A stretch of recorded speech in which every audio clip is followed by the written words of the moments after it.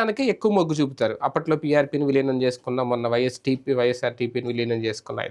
నిజంగా ఆ పరిస్థితి వస్తే జగన్కి షేర్ ఇస్తారా నిజంగా, లేదంటే విలీనానికి ఈయన సిద్ధపడాల్సి వస్తుందా?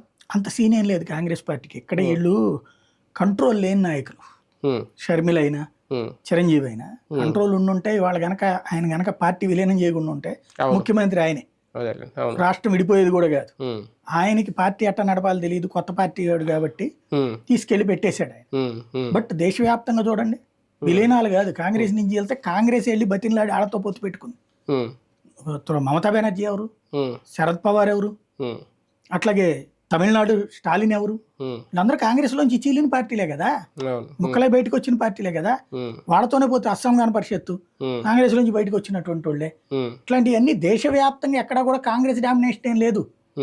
ఒకప్పుడు కాంగ్రెస్ లో నుంచి వచ్చిన నేతలు బయట పార్టీ పెట్టుకుంటే చివరికి వాళ్ళతోనే పొత్తు పెట్టుకుని వెళ్ళింది కాంగ్రెస్ పార్టీ. ఒక చోట వీళ్ళది అప్పర్ హ్యాండ్ ఉండొచ్చు, ఇంకో చోట వాళ్ళది అప్పర్ హ్యాండ్ ఉండొచ్చు, కానీ అక్కడ పొత్తులే కుదిరినాయి కానీ విలీనాలు లేదు. దేశంలో విలీనాల దరిద్రం తెలుగు రాష్ట్రాల్లోనే.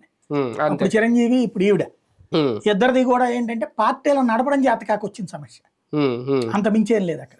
అంటే జగన్ ని డిమారలైజ్ చేయడానికి ఒక పక్క షర్మిల గారు చేస్తున్న ప్రయత్నం మనం చూస్తే, ఈయన ఢిల్లీలో అక్కడ కూర్చున్నప్పుడు ఈవిడెళ్ళి ఆ పంట మునిగిపోయిన ప్రాంతాల్లో పర్యటించడం